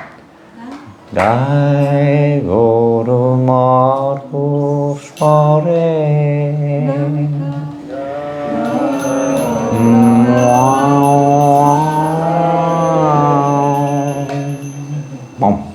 What's the last line mean? No, sorry, the last line of the, not the chorus line. That's easy. I'll just Bhakti Vinoda Badeshek Barnama Sematare. What's it mean? You're a Bengali. Bhaktivinoda Thakur is giving advice. Please take advice of Bhaktivinoda Thakur. What is that advice? Chant the holy name. At least once, isn't it? What does he say? What does that mean? Only once. At least once. Chant the holy name, but it's to be chanted with all of your heart. It's not just Hare Krishna. Okay, that's also beneficial, but he's talking about with full surrender. If you once chant the holy name with relish, with pure intent, that's it. Well, only once. You'll never stop. You'll have tasted the real essence of the name. And you'll always chant. So here it says, just once without offense. Of course, even it says here, we're talking of liberation this verse, so Bhaktivinoda Thakur is talking of more than that. And liberation, yes, even in namabhas, which means indifferently, not aware of what one's doing, but not in an offensive mentality, like Ajamil or something, you can attain liberation. But we're not after liberation, are we? Or maybe we are. Is that our goal? We heard earlier that wasn't our goal. What was our goal? Krishna Prema. So by indifferent chanting you won't get Krishna Prema. It may be, lead to the process of, which will lead to Krishna Prema, but it's not in of itself enough, is it? We want Krishna Prema. Hare Krishna. The more we appreciate, the more we understand the nature of the holy name, respect the holy name. We've done that. Ya chichasi param jnanam jnanadyat paramam padam tadadarena rajendra kuru govinda kirtanam. Oh, it's getting bigger and bigger. O best of kings, if you desire to acquire that extraordinary knowledge by which the supreme goal is realized,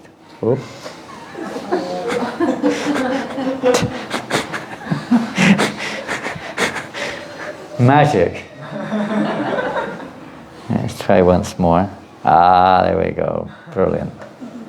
We'll just see how expert I am. By which, where do we get? To acquire that extraordinary knowledge by which the supreme goal is realized, and chant Lord Govinda's name with love and devotion. Jai. Pretty Purvakam. Extraordinary. Realization. These are quotes that Bhaktivinoda Thakur uses in his Siksastakam book, I think. And in the Srimad Bhagavatam, Datayadasmin bhavisya jivas tapatrayena bhitasya sharma atmam labante bhagavangstavangri chayam savidyam matashvayema. O Father, O Person Lord, O Personality of Godhead, the living entities in the material world can never have any happiness because they are overwhelmed by three kinds of miseries. Therefore they take shelter of the shade of your lotus feet, which are full of knowledge, and we also take shelter of them. We take shelter of the holy name. Real knowledge is that realization which increases our attachment for the Supreme. Well, this is in relationship to Vidyavadu Jivanam.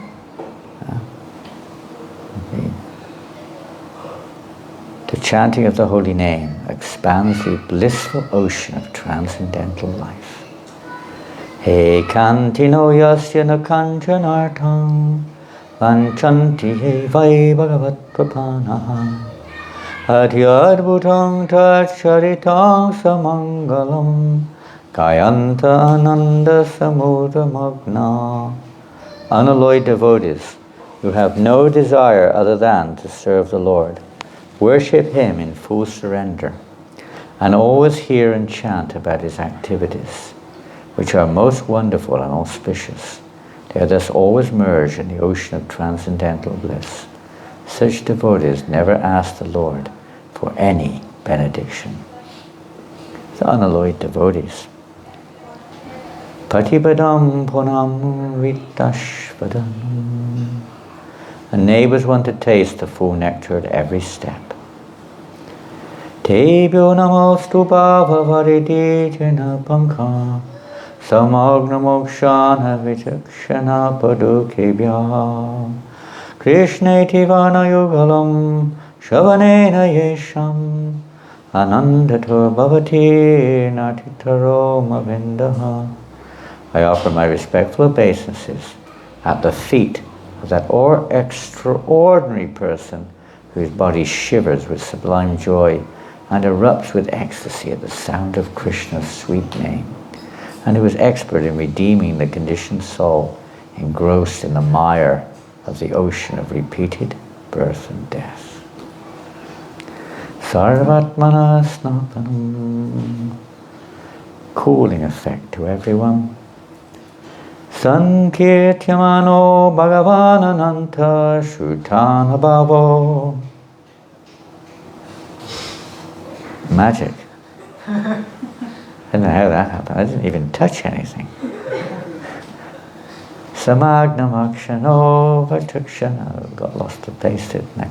Krishneti vana yugalam shavanena yesham anandatur bhavati naritaro mavandaha. We read that. Yeah. What happened? Magic. We went backwards. That's what happened. That's why it didn't rhyme. If you go backwards, it won't rhyme. Sankirtyamano bhagavanananta shutana bhavo vyasanam hipungsam pravishachitam vidanotya shesha myatatamoko brahmivati duttaha. When people properly glorify the Supreme Personality of Godhead, or simply hear about His potencies, the Lord personally enters their hearts and cleanses away every trace of misfortune, just as the sun removes the darkness or as a powerful wind disperses the clouds. Narada vino jivana sadorminaya samaduri pura Tvam Krishna nama kamam spura me vasane vasena sada. The holy name of Krishna should be Krishna, Krishna. Krishna, you are the life-sustaining elixir of Sri Narada Muni's Veena, the exhilarating waves on the ocean of nectar. Therefore I beg you to remain eternally dancing ecstatically on my tongue. Jayan Namadeya Muni Vrindageya Janaranjanaya Paramakrisakarakrite Tammanadaradhapi Managudivitang Nikilo Grota Papataling Vilampasi. All glories unto you, O holy name.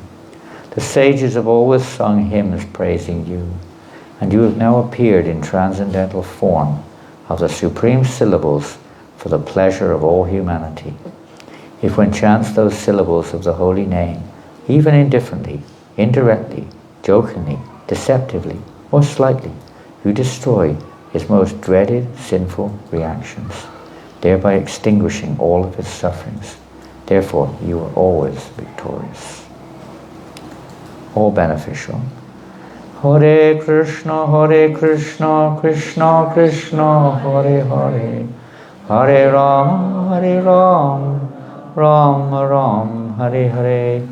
Prabhu kahe kahelan, e maha mantra, ihe japagiya sabe kariya nibandha.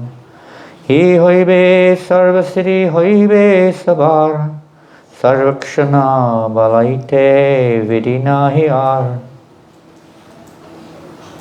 Lord Chaitanya said, I am giving you the Maha Mantra. Hare Krishna, Krishna Krishna, Hare Hare, Hare Rama, Rama. Go and chant with sincere enthusiasm. By chanting this mantra, you receive all the perfections of life. So continue to chant incessantly, for there are no rules or regulations for chanting the Maha Mantra. Param Vijayate Sri Krishna Sankirtanam. The congregational chanting of the holy name of Krishna is ever victorious. And we don't have time, otherwise I'd read these beautiful statements of Bhaktisiddhanta Maharaj on the glories of Sankirtan, but you can read them if you want. I can give references, I don't know where you find it in Srila Prabhupada's books, but they're there in the Veda base on the glories of the Sankirtan movement and how important it is. We perform Sankirtan, chanting of the holy names together, and to cleanse our hearts of all misgivings, of all the, whatever they are, even our attachments or offenses or misconceptions, whatever it is, false identities and so on. And naturally, all good auspiciousness will result. So any more comments or questions?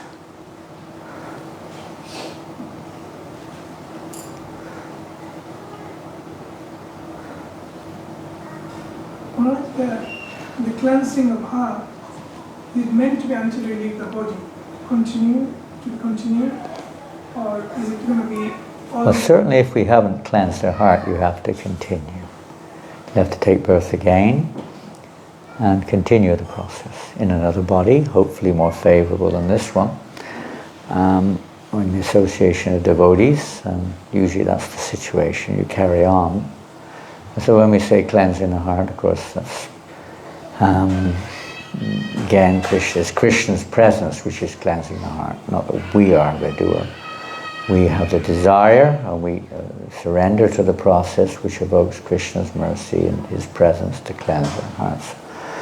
But as long as we're still desiring other things, as long as we're still maintaining other attachments, then Krishna can do anything, but generally we have to continue the process further until the heart is cleansed of all these dirty things. And our only desire is for Krishna, to please Krishna. That's the usual process. So let's assume that you come to that platform of purification, you don't have to take birth again. So does that cleansing continue? Is that what you're asking? Or let's assume that you haven't merged or attained liberation or attained a heavenly plana as a result, which obviously isn't a complete eradication of anartha. So if there's a complete eradication of anarthas and you come to that pure platform, devotional service, where does this principle of cleansing come on? Well, if you take the process of devotional service, anartha nivritti stage, and you come to the stage of nishta. Well, nishta is the process to, nishta bhajana kriya, nishta devotional service means steady practice, is generally the process whereby anarthas are systematically removed. But let's assume, or let's say that you've come to that platform, you're actually tasting, you're getting some rati, you're getting some taste, ruchi rather. You're getting ruchi, you're getting taste for the holy name. Material desires may still be there. As long as we're in contact with the material world and we still have, you could say, the traces being in this material mind from previous many lifetimes, traces will be there, but we're not interested in them. We're only interested in devotional service, and the taste of devotional service is all that we're not interested in tasting anything else. So then in that stage generally one comes to a shaktiya. You become very, very attached to the Lord. So there's still something going on here. There's still, stages taking place. So purification or awakening or the maturing in one's pure devotional service is going on by the same process. The approach to the process may have changed. You may not just be doing it because you're hoping that this will reach some goal, but you're actually tasting the effects, and you may be becoming very spontaneous. Or, you don't want anything else, you're spontaneously attracted to chanting, hearing, and so on. But that's still not the end, is it? But that stage, Shakti stage, in the right association and then by the mercy of Krishna, you may rise to the Bhava Bhakti where actual, genuine, not reflective or imitative symptoms, but real symptoms manifest spontaneously from your devotional service or your relationship with Krishna in pure devotion. At that stage, what's next? You still haven't reached. So is it purification of heart or just the fully blossoming, you could say lotus within the heart of pure devotion? But it's going on. So it is, in one sense, it's continual purification of your maturing of your consciousness. Although there's no mundane anarthas, there's still some shortcomings or, let's say, lack of completeness in your devotion. Although you're you're increasingly satisfied.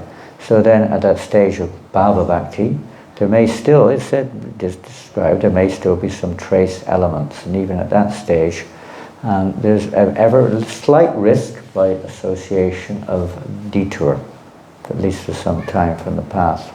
There's still something there which isn't quite complete or quite perfect. So something has to be there. So by the right association, we're taking up, but continually taking it. We take the example of Bharat Maharaj, for instance, who said that he rose to the stage of Bhava Bhakti. Preliminary stage, presumably preliminary stage, but there's still some trace there. Mundane morality, mundane compassion, something was there in his heart, which when faced with that, had its effect. There was nothing in one sense wrong with his action of giving shelter to the helpless deer. Prabhupada describes his problem at that point was he did not take proper association to make the right decision. So association at that stage is also required for complete perfection. Because he attained complete perfection, but it just took a little longer, that's all. Little delay in the process.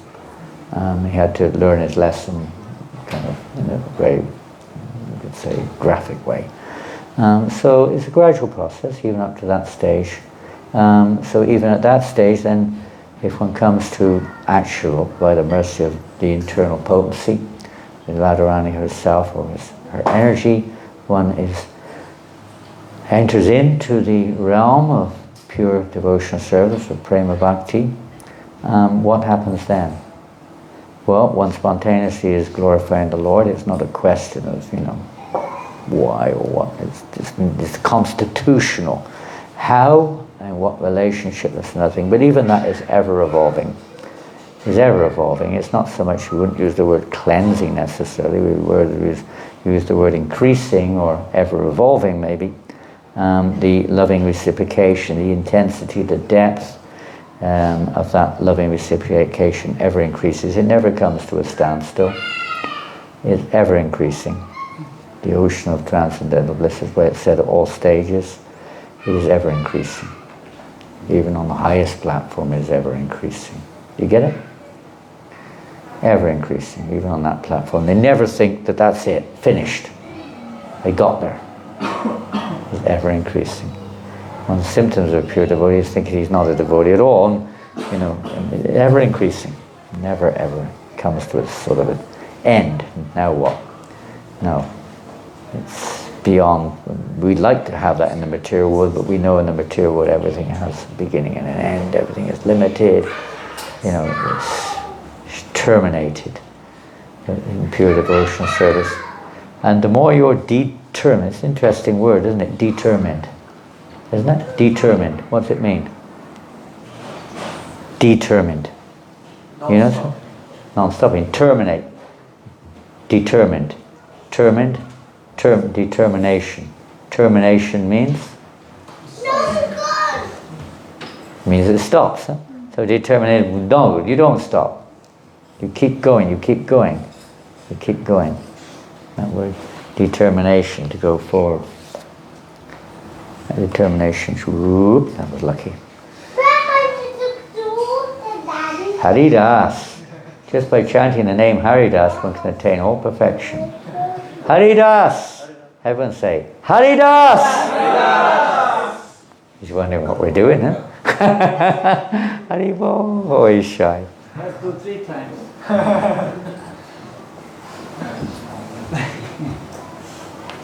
So, determination must be there. Don't stop. It never stops. The devotees in the spiritual, what are they determined for? What is their determination? Bring Radha and Krishna together. To bring Radha, maybe one, if you're in that particular path, to bring Radha and Krishna together, and if you're in Sakiras, what's your determination?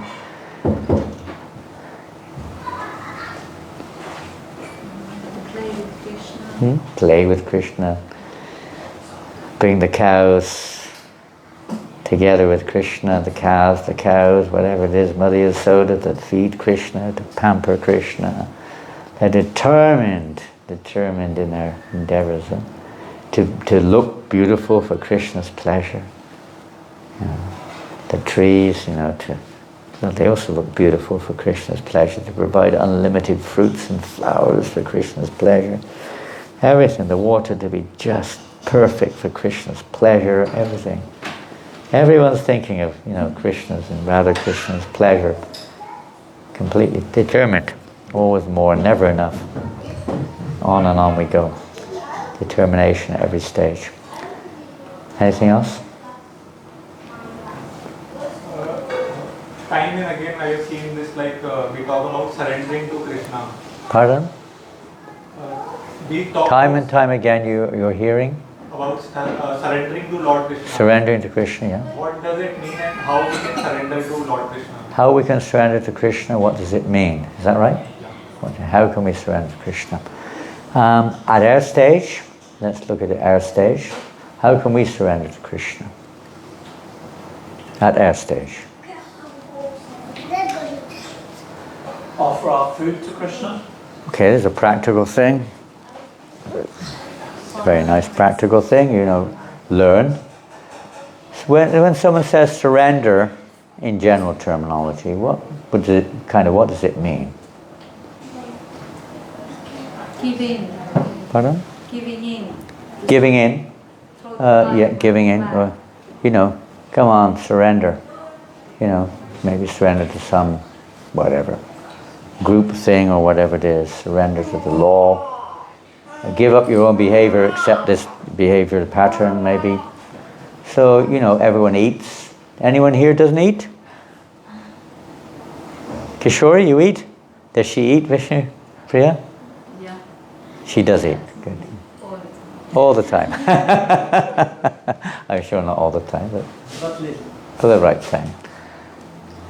Pretty much every creature eats in the universe. I mean, there may be exceptions, but more or less, some form or other people eat, or living entities eat. Most living entities do not think in terms much of how it affects what they're eating. Sometimes not even how it affects themselves. What to speak of, devotional service, surrendering, doing it in a way which is pleasing to Krishna. We eat mostly to please ourselves. Not entirely, but mostly. Whatever that means. We eat mostly to please ourselves. But surrender in this case would mean we want to please Krishna. So we try to eat in a way which pleases Krishna. It's a form of surrendering to Krishna, isn't it? Again. Am I correct? Okay. Good to get it. Sure. So we've learned how to do that. Children learn how to do everything, how to eat, they also learn. But we learn how to offer food to Krishna, how to eat in a Krishna conscious way. It's a form of surrender. It's a very practical one, not very difficult, and a very good one, very satisfying. What else? I thought serve the representative of Krishna. It's a very key point. This is, generally speaking, Krishna has given this indication in the 4th chapter of the Bhagavad Gita. Just try to learn the truth by approaching a spiritual master, render service, inquire from them submissively, because the self-realized souls, seeing the truth, they can impart that knowledge unto us. So, Generally speaking, that's the key in spiritual life. Let's say, for instance, you want to please somebody, you don't know how to, you have generally find out from somebody who knows. And they will give you guidance how to serve that person or how to do something or another in a particular way, etc. We inquire. And in the case of let's say, surrendering to Krishna, pleasing Krishna, how do we do it? We render service. Now, we don't render service. Do we do what we like? Do we do what we like? I've met devotees, I worship the deity the way I like. Is that devotional service? Is it? Trick question. I worship the deity the way I like. Is it devotional service? Pardon? It's mixed, isn't it? It's mixed, yes, mixed. There's devotional service in different modes, or devotional service mixed with karma and jnana and this and that. It's not pure devotional service, but it might be, you could say, a very beginning stage of devotional service. It's generally given as a very beginning stage. But if you want to surrender to Krishna, surrender is a gradual process generally. Surrender isn't just like, okay, surrender, you're under arrest. Okay? Yeah. You got two choices: they shoot you, or you do what they say, right? Basically, that's not with love, is it? You haven't really surrendered into your heart exactly. Devotional service means within, it's we. It's not just because I tell you. The beginning it might be like fear is there, or some force is there, or something, regulations, rules, maybe in the beginning. But actual surrender is a natural consequence. It sounds like horrible. From a conditional point of view, surrender is not a very nice word for most people in many ways. But in devotional service, it doesn't mean quite this. It's a natural nature of the heart. Like the parent. Does the mother surrender to the child? In many ways, you could say yes. Why? Why? Pardon? For the pleasure of the child. For the pleasure of the child, and say a little bit more. Means giving up your time and your energy, giving up what you want to do for the sake of someone else. Practical things. These are men answering. Come on, some of you ladies, they don't know anything about it. Come on. Tell us. Why? The men are all very philosophical because... Come on, ladies, just say it in one word. I love you. Simple as that. There's a love there. We can say it's mixed with some personal motivations and so on, but it is nonetheless, it is a manifestation of love, be it material or not, but it is love. And that's the essential feature of surrender, is when love is a natural thing. So we don't necessarily have that love for Krishna right now. We love his energy. We love his energies in various forms, we could say. Our body, our family, our country, or whatever we're attached to. So love is a natural thing for the soul. So surrender is the channeling of that loving propensity towards Krishna. So how does that evolve? We've already heard some of the features of process, how that can take place. Primarily it takes place by the association who has it, of someone who has it. They may give instructions, and that's also a way of associating with such a person, of how we can awaken that, or how we can channel our love towards Krishna. That's surrender. And it means when you love somebody, it doesn't mean because you satisfy me, therefore I love you, does it? It may do. We may say it like that, but it's not real love.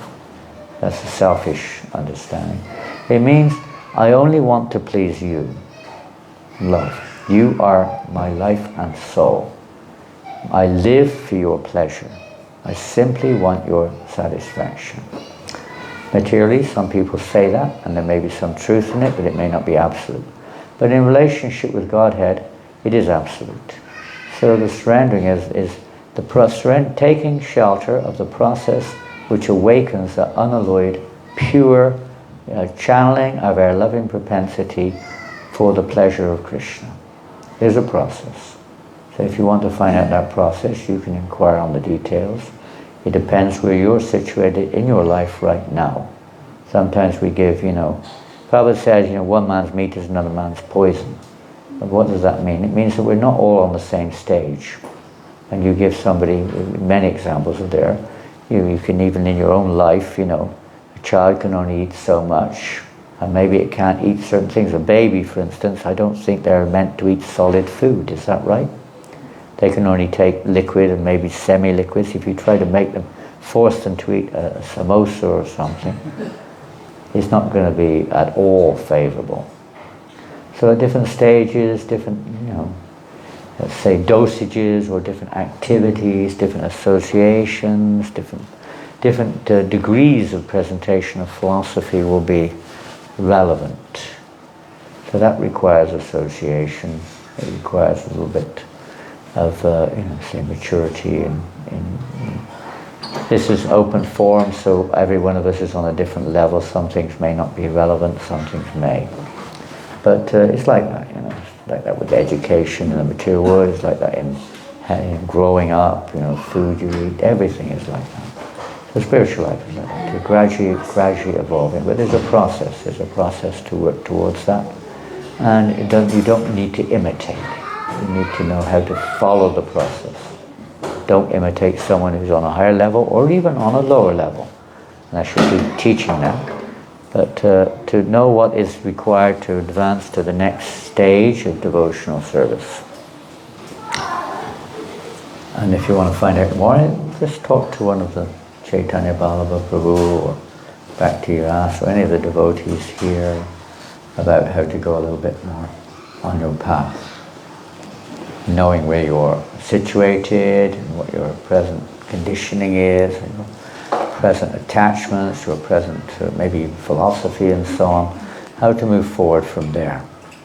But whatever stage you're on, that's Lord Chaitanya's mercy, is that he's given a process. As we heard earlier on, Lord Chaitanya has given a Siksastakam for people on all stages of surrender, no matter what stage they're on. Sankirtan is good for everyone. Whether you're self-realized, whether you're neophyte, whether you're in between somewhere, whatever stage you're on, Sankirtan is good for everyone. So along with chanting, find out from discussion with others what might be good for you to find out how to surrender more to Krishna. Okay, we're finished there. Srila Prabhupada ki jai.